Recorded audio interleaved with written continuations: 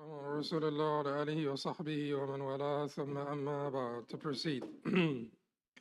Today, inshallah, we will try to finish the subsidiary maxim of al-Wasa'il laha ahkam al-maqasid, or the means take on the rulings of the objectives. And this is one of the maxims under the قاعدة الكلية الكبرى الأمور بمقاصدها. So, الأمور بمقاصدها, matters are judged by their intentions, is one of the 5 major comprehensive legal maxims, the most important ones that we've talked about before. Under this, الأمور بمقاصدها, or matters are judged by their intentions, we have 5 important, you could add more, but 5 most important subsidiary legal maxims. We finished لا عبرة. We finished لا ثواب ولا عقاب إلا بنية. There is no reward or punishment except with intention. We finished العبرة في العقود بالمقاصد والمعاني لا بالألفاظ والمباني. Consideration in contracts is given to intents and meanings, not words and forms. And we started last week, we started الوسائل لها أحكام المقاصد, which means the means take on the rulings of the objectives. الوسائل لها أحكام المقاصد, the means take on the rulings of the objectives. We said that there are subsidiary maxims under الوسائل لها أحكام المقاصد, and the 2 most important ones we will discuss today, inshallah. And then next week we will start with اللفظ على نية اللافظ, which means words take on the rulings or intents have an impact on words. So today we have 2 maxims to discuss under الوسائل لها أحكام المقاصد. So this is the main maxim that we're discussing.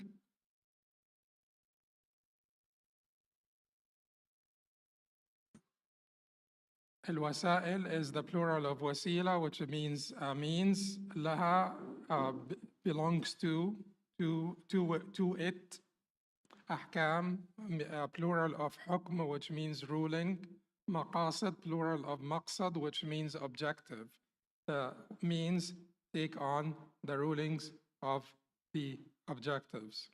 The 2 subsidiary maxims that we will discuss today are ما لا يتم الواجب إلا به فهو واجب. ما لا يتم الواجب إلا به فهو واجب. That which the wajib is not completed without it is in itself wajib. And, for more fluency, whatever is necessary for the completion of an obligation is obligatory itself. Whatever is necessary for the fulfillment of an obligation is obligatory. So now this is one, and the other one will be ما حرم سدا للذريعة أبيح للمصلحة الراجحة. That which is forbidden to block the means to evil may be permitted for an overriding benefit. That which is forbidden to block the means, saddan للذريعة, sadd to block, ذريعة is means, here means to evil.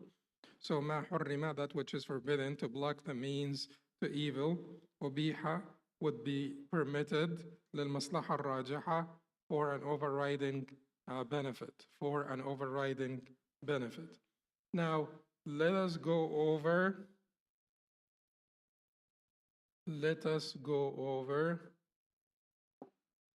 this one first. ما لا يتم الواجب إلا به فهو واجب.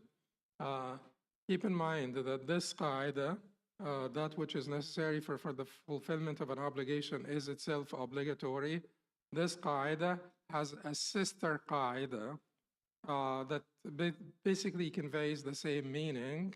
ما لا يتم اجتناب الحرام إلا باجتنابه فهو حرام.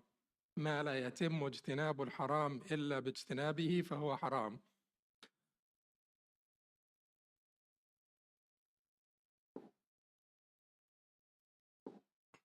ما لا يتم اجتناب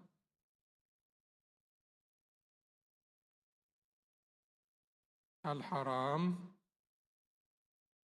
إلا باجتنابه فهو حرام. So this is the mirror image of this qaida, mirror image of this qaida. That which is necessary for the fulfillment of an obligation is obligatory. That which haram cannot be avoided except by its avoidance is haram. So if haram cannot be avoided except by the avoidance of that thing must be haram. Because otherwise, if you commit it, you will fall into haram by necessity, And remember, we've talked about what these qawa'id are about. They're not about the means that will predominantly lead to haram or wajib, right? This was discussed the last time when we talked about Rasa'illah Ahkam al-Maqasid. We said that the means could rarely lead to the objectives, and these are dismissed. They don't have a ruling. Can certainly lead to an objective, certainly, meaning it's an automatic, it's a mechanical thing. This will lead to that mechanically, automatically. There are no contingencies here. And that is what we talk about here in these two qa'idas. But when the means predominantly lead to the objectives, that is what we discussed the last time. And then we talked about the different categories under this. But this time we're talking about the means that will always lead to the ends, the means that always lead to the ends. So these are considered just like the ends, exactly like the ends, because they are always leading to those ends. So this particular ruling, we wanted to say, ما لا يتم الواجب إلا به فهو واجب, or ما لا يتم اجتناب الحرام إلا باجتنابه فهو حرام. These particular rulings are considered قواعد أصولية or قواعد فقهية. Do you remember our discussion about the difference between قواعد الأصولية, أصول الفقه? We've gone over this discussion. أصول الفقه versus القواعد الفقهية. Which one comes first? Usul comes first. Usul is necessary to produce fiqh. And then from fiqh, you basically observe patterns and you formulate those patterns into qawa'id. So you have the usul, you make your fiqh, you observe patterns, you formulate the patterns into qawa'id.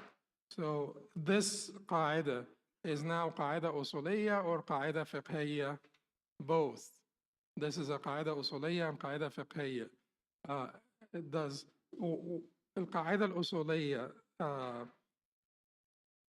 What is a qaida usuliyya?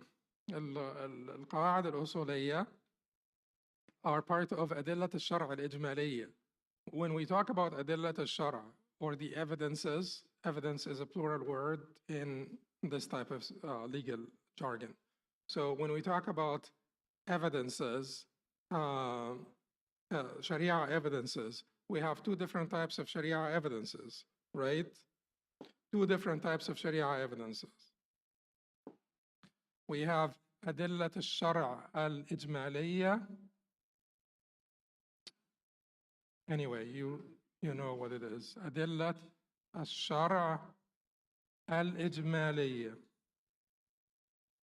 And we have أدلة الشرع التفصيلية.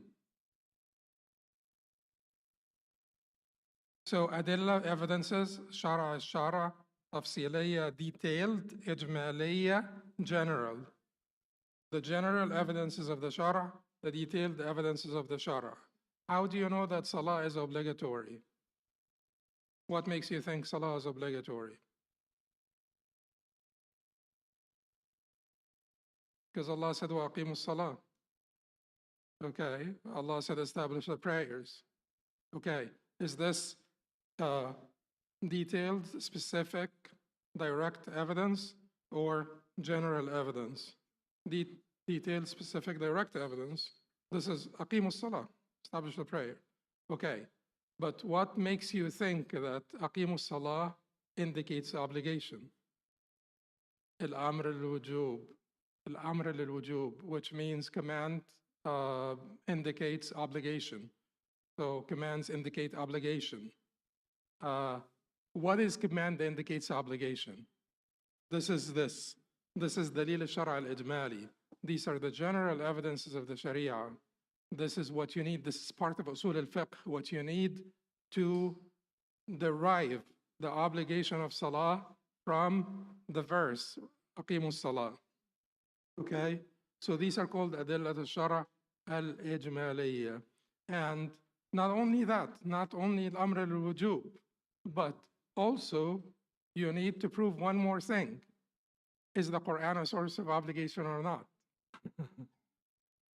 The Quran certainly proves itself. It doesn't require proof from outside of itself.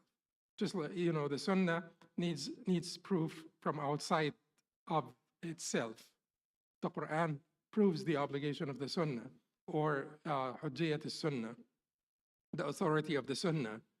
What proves the authority of the Quran? The Quran proves the authority of the Quran.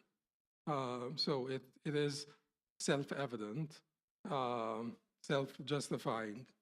So here, أدلة الشرع الإجمالية. So what would make us think that ما لا يتم الواجب إلا به فهو واجب is part of أدلة الشرع الإجمالية? Yeah, because you use this across different rulings to derive rulings to produce rulings. So you will say that because ما لا يتم الواجب إلا به فهو واجب, I will say that this is obligatory because it is necessary for the fulfillment of the obligation.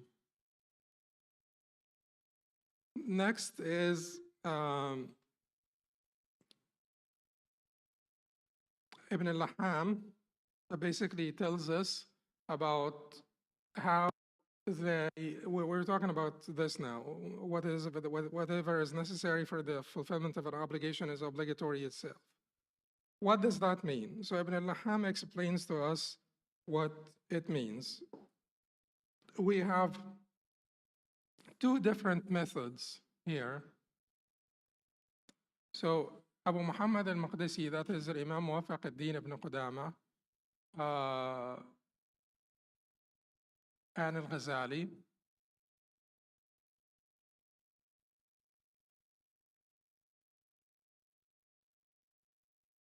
Ali here and Abu al-Barakat here. No, it's al-Ghazali here and Abu al-Barakat here. Abu al-Barakat, that is Majd al-Majd ibn Taymiyyah. That's the grandfather of Ibn Taymiyyah. So one is basically, one is al-Ghazali's way of division of explaining this qaida, and one is Abu al-Barakat ibn Taymiyyah in explaining this qaida. So al-Ghazali's way of explaining this qaida, he says that there are two categories. There is al-Maqdur, that which is necessary for the fulfillment of an obligation, maybe al-Maqdur or ghayr Maqdur. You could say, you could just remove this and you say Maqdur, ghayr Maqdur. Maqdur means what? Within one's capacity, within one's control, within one's capacity. Ghayr Maqdur, not within one's capacity, beyond one's capacity, beyond one's capacity. So they will give examples. What is maqdur? Maqdur for you is to make wudu, is to come to the masjid for Jama'ah, is to make wudu for the salah. So this would be obligatory, because if it is necessary for the fulfillment of an obligation to come to the masjid, to walk to the masjid, if it is necessary for the fulfillment of an obligation, it is obligatory. So this is under al-maqdur. What about غير al-maqdur? This is physical capacities. Physical capacities. If you're incapable physically, it's beyond your control, then it will not become obligatory. So if you're incapable of jihad, obligatory jihad, you're incapable. It's beyond. And there are certain things that don't even have to do with you to begin with. If you don't have the quorum for Salat al-Jum'ah, it's beyond your control. You don't have a quorum for Salat al-Jum'ah. Is that within your control? No, you came to the masjid, there is no quorum to establish the Jum'ah. This is a different discussion, but the quorum itself is controversial. What is the quorum? But let us say that there is, we are talking about a quorum here. Or you came to the masjid and you didn't find anyone. So this is no quorum by agreement if you don't find anyone.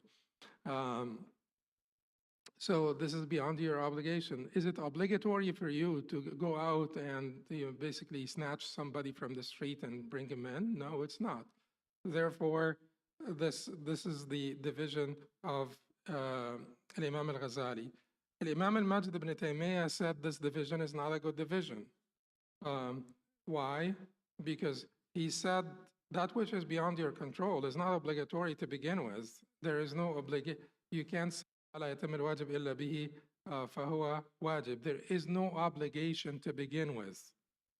There is no, if you don't have a quorum for Jum'ah, there is no obligatory Jum'ah to begin with. Not for you, for in general. There is just no obligatory Jum'ah. And if you don't have the nisab for the zakah, there is no obligation to begin with. If you don't have the threshold for the money to become zakatable, you don't have an obligation to begin with. So Imam al-Majd ibn Taymiyyah, he said, I will make a distinction between ما لا يتم الوجوب إلا به and ما لا يتم الواجب إلا به. ما لا يتم الوجوب إلا به, that which is necessary for the existence of obligation, and that which is necessary for the fulfillment of the obligation. ما لا يتم الواجب إلا به, that which is necessary for the fulfillment of the obligation. So necessary for the existence of the obligation, for the fulfillment of an obligation. What is necessary for the existence of the obligation? If you don't have, like, if your arm is amputated, there is no obligation to wash anything here. If you don't have the nisab for zakah, there is no obligation. If you don't have the quorum for Jum'ah, there is no obligation. The obligation does not exist. In this case, those things are not obligatory. Those things are not obligatory.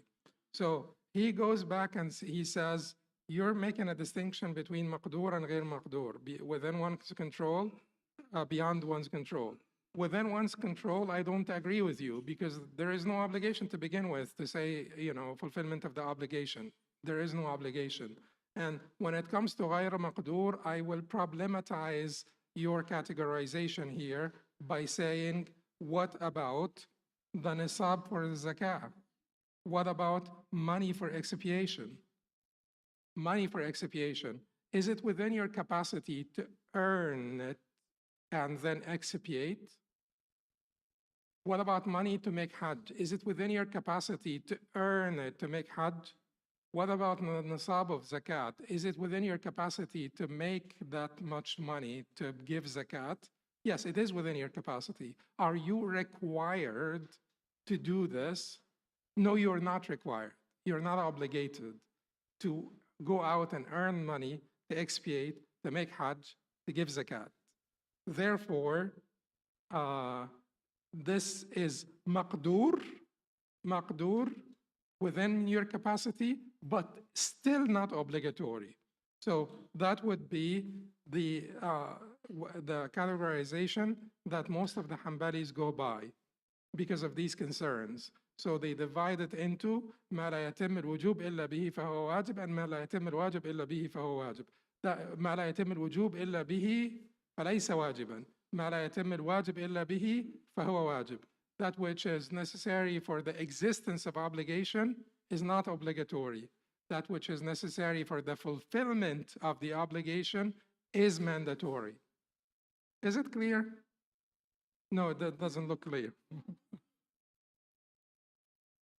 But this one is clear. Okay. Oh, let's keep it for later. But yeah, this one is clear. Okay. So then let's go over some applications, some examples. He said, for instance, must a fasting person, that's Ibn al-Laham still, and Ibn al-Laham has, you know, a book on Qawaaid, but mostly Qawaaid usuliyya, not fiqhiyya. Yes. This ambiguation? Okay.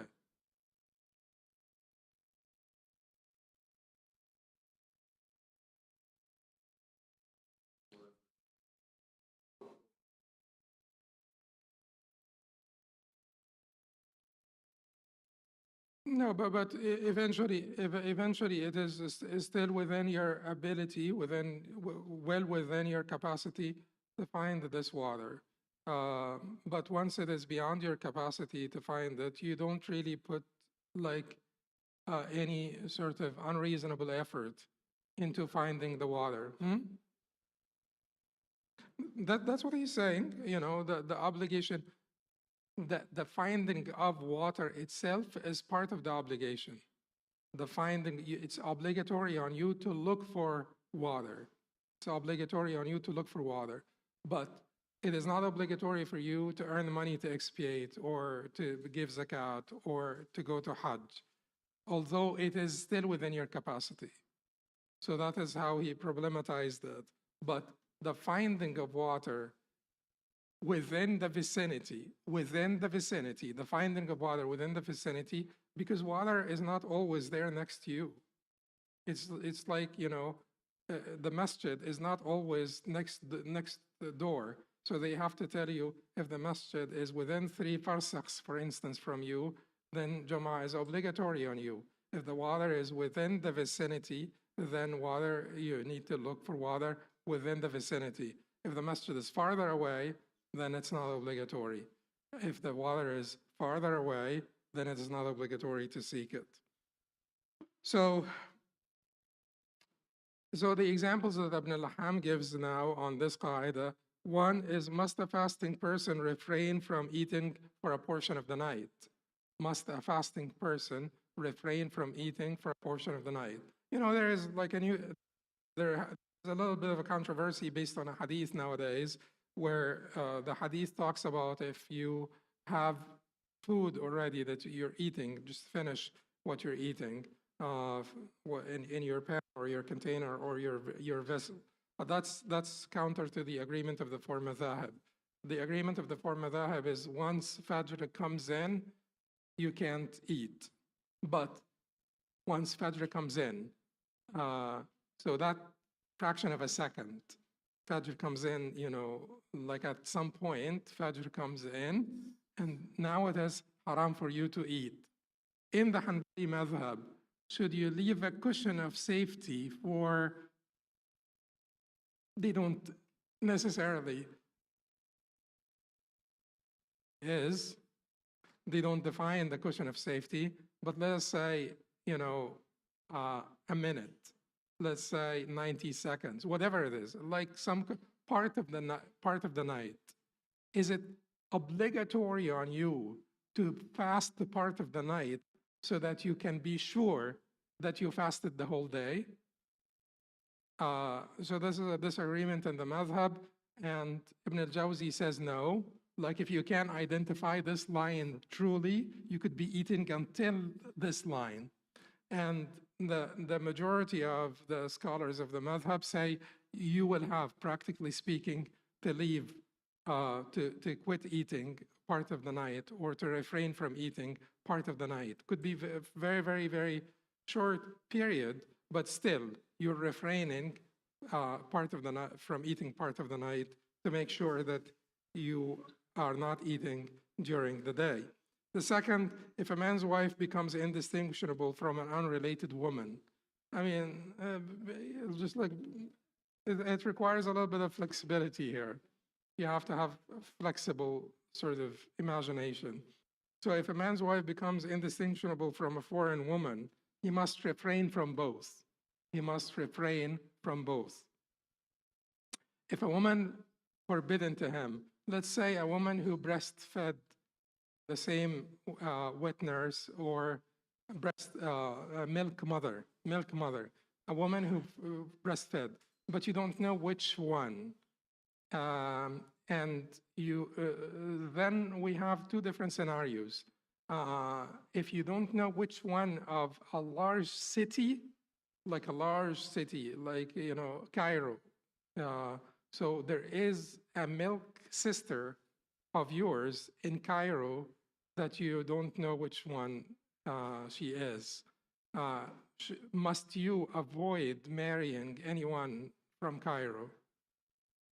No, you can marry, because that becomes a great hardship. Now, what is their cutoff? They mentioned 10. Less than 10, if she's mixed with less than 10, then you ought to avoid all of them, just to make sure that you're not getting married to your milk sister. Okay, so they mention here also, if pure water becomes mixed with impure water, is it permissible to rely on personal judgment, which is tahari? Pure water, you have like 5 buckets. 3 of them are impure, 2 are pure. But you can't distinguish by, it's hard to distinguish. Should you exercise personal judgment to still distinguish between the ones that are pure and the ones that are impure? By agreement in the madhab, if you have 3 impure ones and 2 pure ones, you cannot exercise personal judgment. You just can't exercise personal judgment. You have to look for water. Okay, what about 1 impure and 4 pure? Can you exercise personal judgment here? Well, this is a disagreement within the madhab, and the authorized position in the madhab is no, you cannot still. No, you cannot still exercise personal judgment. You have to leave it all. So if pure and impure clothes are mixed, this could happen. This could happen. Pure and impure clothes, like you've seen some najasa drop on one of your garments, one of your pants, one of whatever, and now they're mixed together, and you don't know which is which. What do you do? So in the madhab, what you need to do is, when we've gone over this before, so you have 6 garments. 4 of them have impurity. What do you do in this case if it's time for the prayer? You pray in 5 garments, each time intending the obligation. So by praying in 5 garments, which is the number of impure garments plus 1,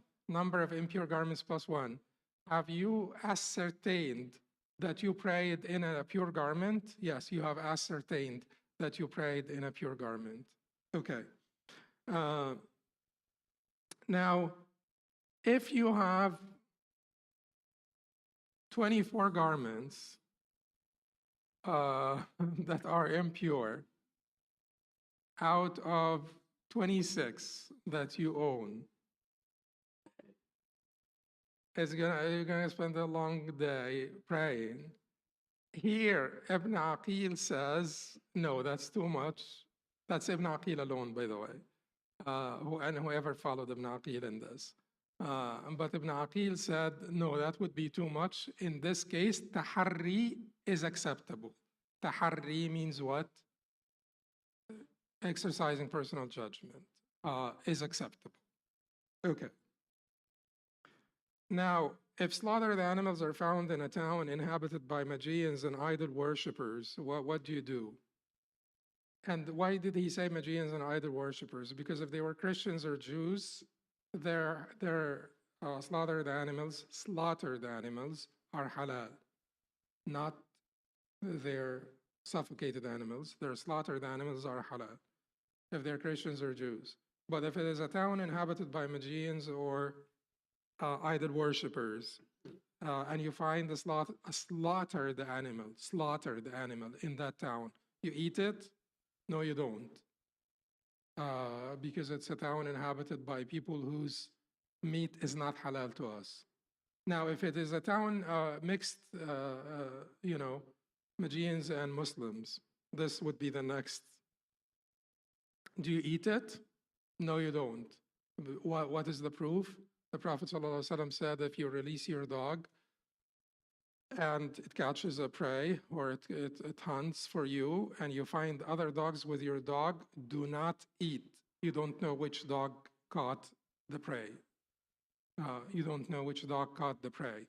So if you're in doubt, and that is why they say, الأصل في الأشياء الإباحة إلا الأبضاع واللحوم.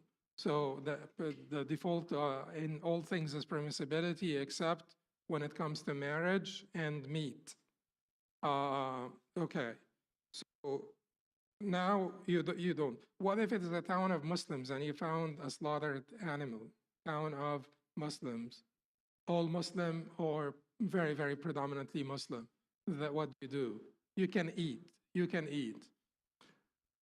And that is why Sheikh al-Uthaymeen was very adamant that you could eat the food of the people of the book. This is basically where he was coming from. And I had a discussion with him in person about this. I don't believe that, but because I don't believe that the vast majority of people here, the vast majority that where the opposite would be considered rare or nadir, are actually Jews and Christians. There are all kinds of people here and atheists and etc. But anyway, but this is where he's coming from. So it is not whimsical or anything that he had this position. It's basically he's trying to apply the rules of the madhab. If you found a slaughtered animal and you know the food of the people of the book, you don't have to really go beyond reason in investigating. The food of the people of the book is halal. If you find it in a town inhabited by Christians or Jews, slaughtered animal, it's halal. I don't disagree with that position, by the way, because I don't believe that the slaughterhouses in America are staffed mainly where the opposite would be nadir, rare, by Christians, Jews, or Muslims. So in addition to other concerns I have about meat, but anyway, this is for another day. If a person forgets which one of the 5 obligatory prayers was missed, if you forget which one of the 5 obligatory prayers was missed, you missed the prayer one day, you forget which one you missed, what do? So in the madhab, you pray all 5. You pray all 5 prayers. You repeat all 5 prayers to ascertain that you prayed the one that you missed. There is another opinion in the masjid that you only need to pray 3. 3. Which 3 are those? 2 for Fajr, 3 for Maghrib, and 1 4-unit prayer. Just 1 4-unit prayer. And you intend this for whichever one. Was it Dhuhr, Asr, or Isha that I missed? I will pray 4 units for whichever one of them. Forget about this because in the madhab, you will pray all 5. You need to pray all 5. The difference between them is niyyat al-ta'yin, to be specific about your intention. Is it required or not required? Of course, Fajr, you can't pray 3 rak'ahs for Fajr, and you can't pray 2 rak'ahs for Maghrib, and you can't pray 3 rak'ahs for Dhuhr. Therefore, one of the prayers will have to be 2, one has to be 4, one has to be 3, okay? But here, the 4 here could be Dhuhr, Asr, or Isha. Niyat al-ta'yin, to be specific about your intention. Is it required or not? Whoever says it's not required will agree with this position. You pray only 3 prayers. Whoever says it is required will say no, you will have to pray 5 prayers. If the dead from Muslims and non-Muslims become mixed, what do? You have like a calamity, like a hurricane, like a blizzard, whatever. People die, Muslims and non-Muslims, mixed together. What do? Do you wash them? Do you shroud them? Do you pray for them all or not? You do. You have to wash them all, shroud them all, pray for them all, even if there was one Muslim in the mix, with the intention of giving the final rites to that Muslim, because he can't figure out which one he was or she was. So you have to do the final rites for everyone with the intent that you're doing it for that Muslim. Now, next is, we're done with this qaida. So let's just finish the other qaida, otherwise we will take 7 years to finish the qaida al-fiqhiyya. So let's get over the other qaida. ما حرم سدا للذريعة أبيح للمصلحة الراجحة, which means what's prohibited to block the means to evil may be permitted for a greater benefit or an overriding benefit. This expression is the expression of Imam Taqiyuddin ibn Taymiyyah. This is the formula, the phrasing of Imam Taqiyuddin ibn Taymiyyah. ما حرم سدا للذريعة أبيح للمصلحة الراجحة. That which is forbidden to block the means to evil may be permitted for an overriding or a greater benefit. How did Imam ibn al-Qayyim express this? He said, ما حرم تحريم الوسائل فإنه يباح للحاجة والمصلحة الراجحة. ما حرم تحريم الوسائل فإنه يباح للحاجة والمصلحة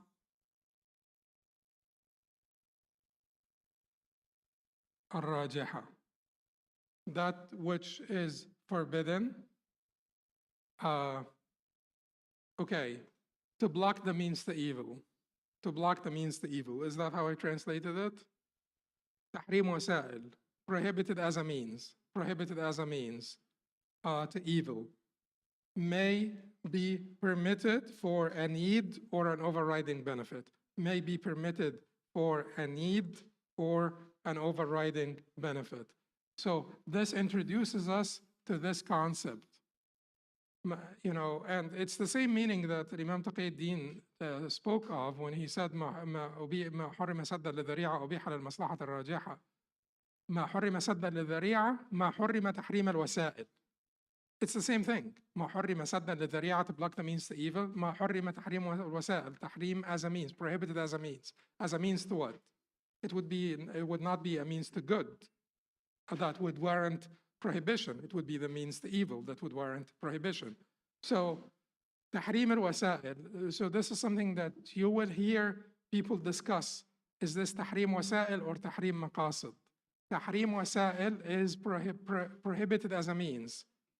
Tahrim maqasid, prohibited as an end or as ends. Prohibited as ends, prohibited as means. These are 2 different categories and they are distinct. And the reason why it is important for all of us to be familiar with this discourse is what? At least to have good thoughts of scholars that have ijtihad that may sound different to you. Certainly no one will make ijtihad to make khamra halal or to make, zina halal or to make, pork halal to eat. No one is going to make ijtihad like this. But oftentimes people with limited knowledge, they tend to have bad thoughts of scholars because المرء عدو ما يجهل. People are enemies of that which they lack knowledge of. So if people are not familiar with this, they will not be able to appreciate the ijtihad of scholars or the fatwa of scholars that are based on a more nuanced discourse than what they are familiar with, what they have exposure to. So exposure to these details is beneficial for all of us. This does not mean that you will wake up tomorrow morning and start to give fatwa and start to make the distinctions between tahrim al-wasa'il and tahrim al-maqasid. These are prohibited as means, these are prohibited as ends, and the things that are prohibited as means are not as prohibited as the things that are prohibited as ends, and they may become permitted at some point. So I believe this should be okay, this should be okay, this should be okay, this should be okay, this should be okay. You're not going to do this tomorrow morning. However, you are familiar with the discourse. You are familiar that so much goes into fatwa making that meets the eye. So much goes into fatwa making. And it would be like 20 and 30 years of study, of rigorous study, that would qualify people, intelligent people, to make fatwa. Okay. So Ibn al-Qayyim is talking about things that are two different, you're making a distinction between two different muharramat al-wasa'il and muharramat al-maqasid. Muharramat because they are means to evil, muharramat because they are inherently evil. They are in and of themselves evil, not just means to evil. And this maxim is another branch from the main maxim, which is means take on the rulings of the objectives, which is a branch of al-umur bi-maqasidiha, or matters are judged by their intentions. Although it may appear at first glance as an exception, but it is not an exception. We're talking here about a benefit and a need, or an overriding benefit, a benefit that overrides. So eventually, although, wasila would be forbidden if it leads to evil, but not always forbidden. So that's why it sounds like it's an exception, not a branch, because in the subsidiary maxim is trying to teach you what? If a wasila leads to evil, the wasila becomes haram because it leads to evil. Now, we're trying to tell you not all the time, because a wasila could lead to evil, but because of the complexity of life, it could simultaneously lead to a greater good. So it is leading to evil, and simultaneously leading to a good that is considered or deemed greater than that evil. Okay, so it's not an exception, although some may think it is.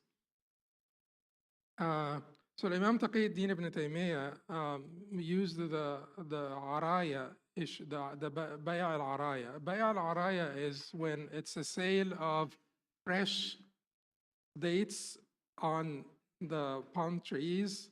You exchange fresh dates on the palm trees for like an amount of dry dates that you have. So bay' al-araya includes many problems. Should be haram because it includes many problems. But it is considered, the Prophet ﷺ allowed it for a need, because those people that have dry dates, when they see the ripe dates on the palm trees, they desire the fresh dates. Fresh dates have a different taste from dry dates. And when they desire the fresh dates and they don't have anything basically to purchase the fresh dates for, they have some dry dates. So they can exchange the fresh dates for dry dates so that they get to enjoy fresh dates in the season up to a certain amount. So now for this need, the Prophet ﷺ allowed a very problematic transaction. Bay' al-Araya includes many problems. Certainly, there is no certainty of equality here because there is khars. You're estimating how much dates on this palm tree, and you know, fresh and dry cannot be exchanged for each other because when the fresh becomes dry, then the amount becomes different, and many such problems. And it is dates for dates, and so equality has to be ascertained, and taqabud has to be ascertained as well. Basically, immediate transfer of ownership or exchange. So, why did the Prophet ﷺ allow this? Because of this. How does this apply to Bay' al-Araya? Because in Bay' al-Araya, which riba is included in Bay' al-Araya? It's called the riba al-fadl, the riba of increase. Riba of increase. Al-fadl means increase. Basically exchanging two identical commodities without ascertainment of equality. How did I translate this? Exchange of unequal quantities of the same commodity.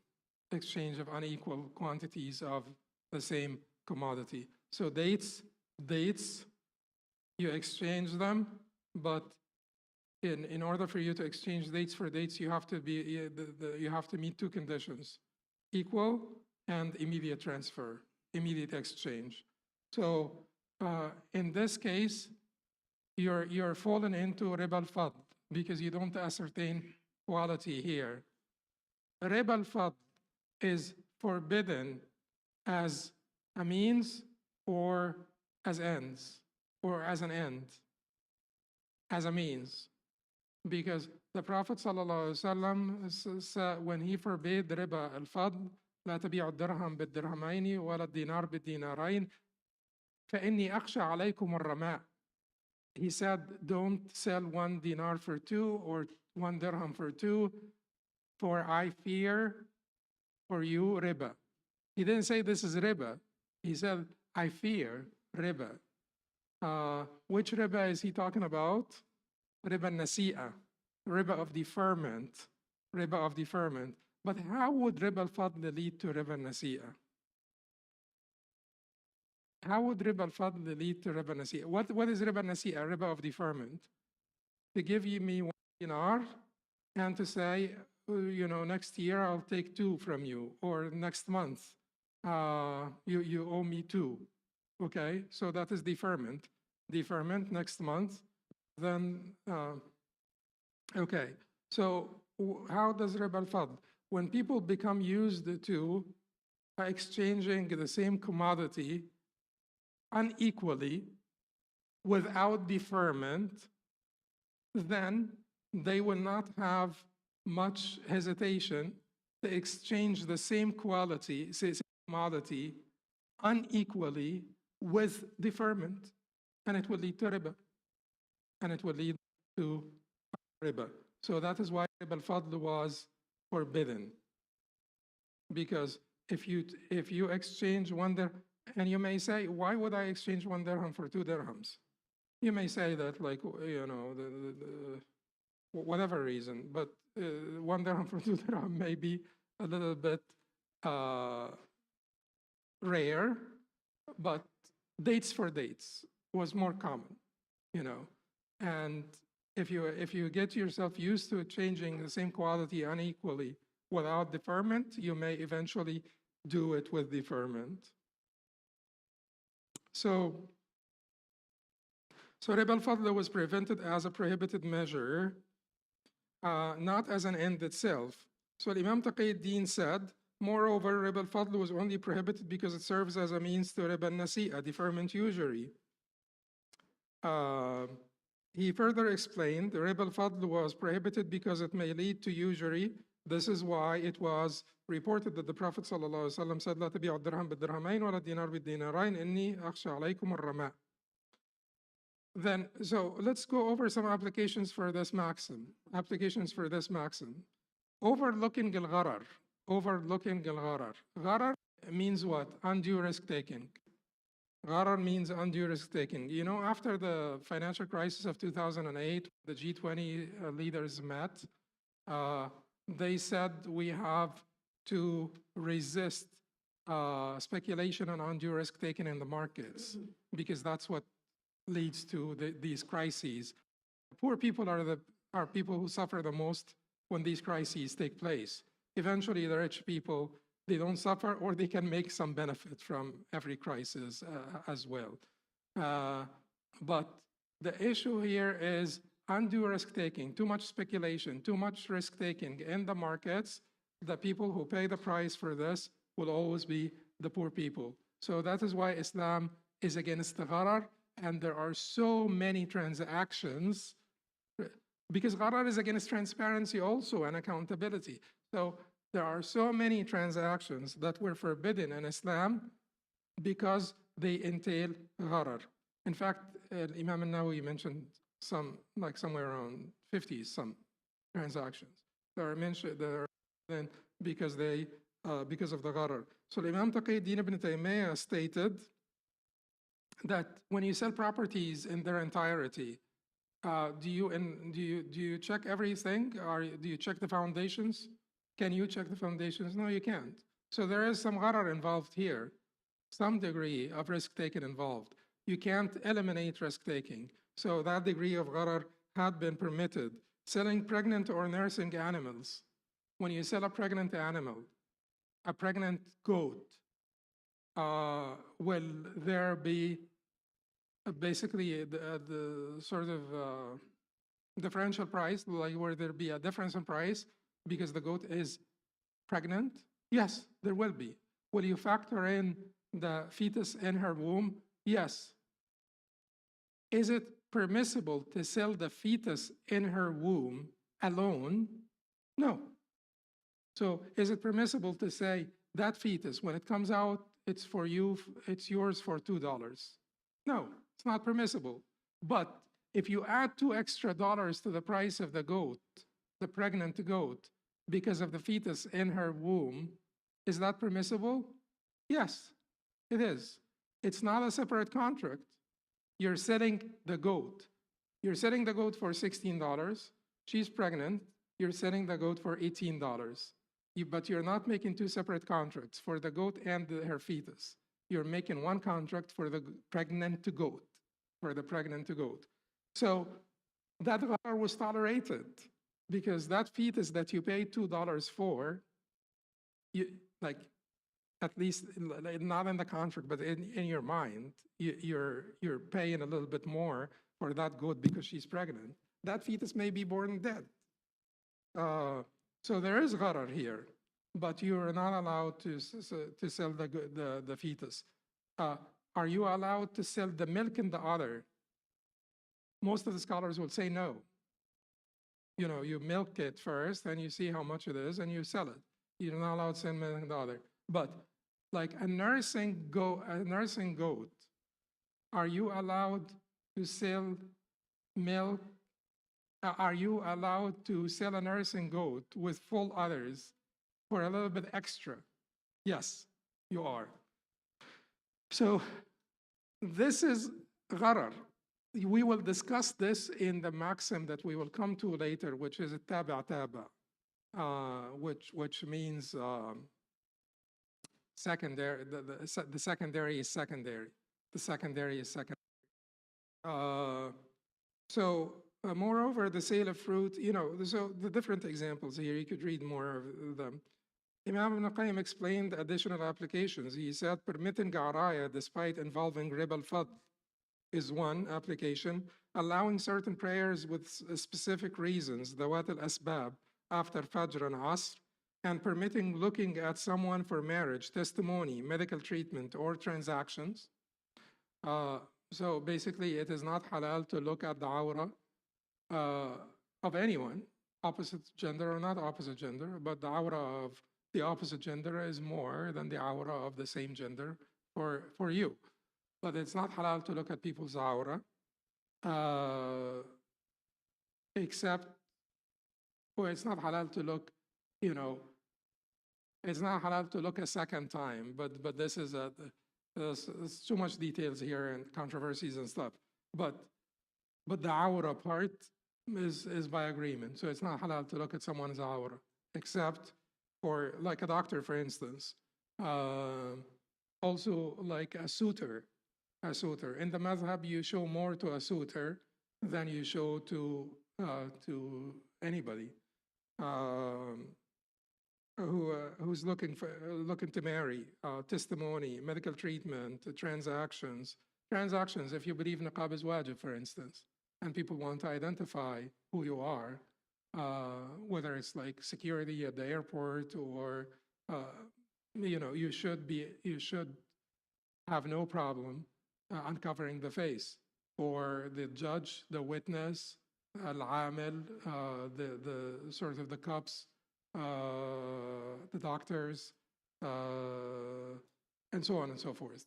So if there is a need, the need certainly here will justify uncovering.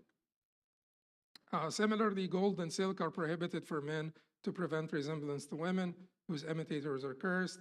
However, exceptions are made where needed, such as the permissibility of selling lawfully crafted jewelry for more than its weight due to the necessity of such transactions. Keep in mind that Imam al-Qayyim, like his Imam Taymiyyah, did not always abide by the mu'tamad in the madhab. That is why, their books would be very beneficial to someone who went through, the mu'tamad of the madhab, because they are, particularly Imam Taymiyyah, are mujtahideen, so they have their own choices. They have their own choices. Sometimes the choices depart from the mu'tamad of the madhab, and sometimes they depart from the mu'tamad of the four madhab for Imam Taqiyuddin Ibn Taymiyyah, who's not the only one. Imam Nawawi had, many choices that were that departed from the mu'tamad of the four madhab as well. But there are certain people in our history who did have that ijtihadi inclination. So Imam Taqiyuddin, Imam Ibn al-Qayyim, in these things that he mentioned as examples, most of them are consistent with the madhab, except for two that are not consistent with the madhab. One of them is Dawat al-Asbab. We went to Shafi'i here because Dawat al-Asbab, to pray after Fajr and Asr, Dawat al-Asbab, the people the prayers that have a specific reason, prayers with specific reason. So if you won't go into the masjid after Asr and there is Tahiyyat al-Masjid, or there is a prayer with a specific reason, Shafi'is would pray it. Hanbalis would not pray it. The mu'tamad of the Hanbalis, you don't pray it, just like the Jumhur. But Ibn al-Qayyim here sided with the Shafi'is. And he said that it's allowed to do that because they have specific reasons, overriding benefit. And when he says that jewelry, and this is a position that is pretty unique. It's not the madhab, it's not the mu'tamad of the madhab, but it is a position of Imam Ibn Taymiyyah.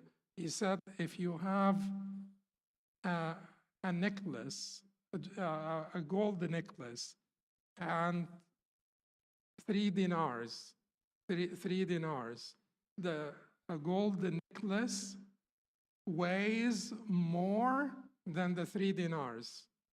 3 gold dinars. A gold necklace weighs more than the 3 gold dinars. Is that permissible of an exchange? Is that exchange permissible?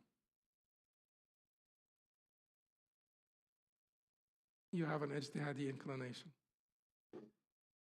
It's not permissible. According to the four madhahib, this is not permissible because this is gold for gold. They have to be equal. So Imam Taqiyuddin said, the Prophet never said this is not permissible. This is gold for gold, but this is gold plus, no, labor. This is craftsmanship. So the craftsmanship here is equal money. So these are not the same thing. This is gold jewelry, this is gold currency, not the same thing. Therefore, you know, all of the people that do this in our countries all the time, yes, they do. They're all taking Ibn Taymiyyah's position. Anyway, next would be so we conclude the discussion on this maxim with the statement of Imam Abu al-Abbas ibn Taymiyyah, where he says, furthermore, what is prohibited to block a means to evil becomes permissible when there is an overriding benefit. For instance, it's permissible to look at a woman one intends to marry or to travel with her if there is a fear of harm, such as escorting her from enemy territory, as in the case of Kulthum. You know, Kulthum bint Uqba bin Abi Mu'ayt, you know, she traveled alone from Mecca to Medina, and she met someone from Khuza'a, a man from Khuza'a, who she felt was honest. So she traveled with him to Medina. He was protected and so on. And Khuza'a used to be the allies of the Prophet ﷺ. So he escorted her to Medina. But she left Mecca alone. She decided to travel alone. You know, forget about the controversy about women traveling nowadays because of the changes in safety and all of that stuff. But during the time of the Prophet, for certain, women were not allowed to travel alone. You cross the desert alone. The risk here is what? You go into slavery, you get captured, people kidnap you, take you into slavery. So would any believing woman want that for herself? Of course not. You subject yourself to a great deal of harm. So it made perfect sense. But anyway, so Kulthum, despite this prohibition, Kulthum decided that I will take this risk over staying in Mecca with these ugly people. Did the Prophet reprimand her? No. Was she received? In fact, the Treaty of al-Hudaybiyah was modified because of her. Because the Treaty of Hudaybiyah mandated what? That the Prophet would return all the escapees from Mecca to them. And then the Treaty of Al-Hudaybiyah was modified. What is the modification? Except for women. I didn't tell you I'll return women. I told you I'll return men. So because the treaty had room for different interpretations, the Prophet ﷺ said, no, I'm going to stick to that interpretation, that it applies to men, not to women. And so Kulthum was not blamed. Here, what are we using? That which is prohibited to block a means to evil. So women traveling alone, is that inherently evil? No. What's evil about traveling? So why is it forbidden to block the means to an evil, that she would be harmed? Now, if living in Mecca among those mushrikeen is a greater evil, I will take the risk and travel alone. That's what Kulthum did, and that has been sanctioned. Also, when Aisha radiallahu anha, al-Mu'mineen, the mother of the believers, our mother radiallahu anha wa ardaha wa an abiha, was left behind, and Safwan ibn al-Mu'attal found her. And that's why the Shia make up all those stories about Aisha and accuse her of all these accusations. Because She was left behind the army, and Safwan ibn Mu'attal found her, so he escorted her back to Medina. Would you do this? So you have to be utterly stupid to leave a Muslim woman stranded on the highway because you don't talk to women and you're too religious to basically deal with women. So in this case, you have to, and you know, even if she's stranded on the highway and it's really about like a bad place and so on, you could also invite her, like you could have her, escort her, drive her back to a place of safety, and things of that nature. So the prohibition exists because it could lead to harm, but when it serves a greater benefit, it no longer leads to harm because the greater benefit outweighs the harm. So the net result is what? Benefit or harm? Benefit.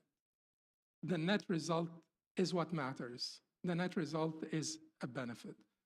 And that brings us to the end of this particular qaida. You have to use these things judiciously. Judiciously.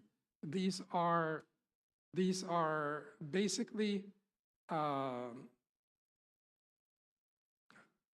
dangerous weapons in your hands if you don't use them judiciously.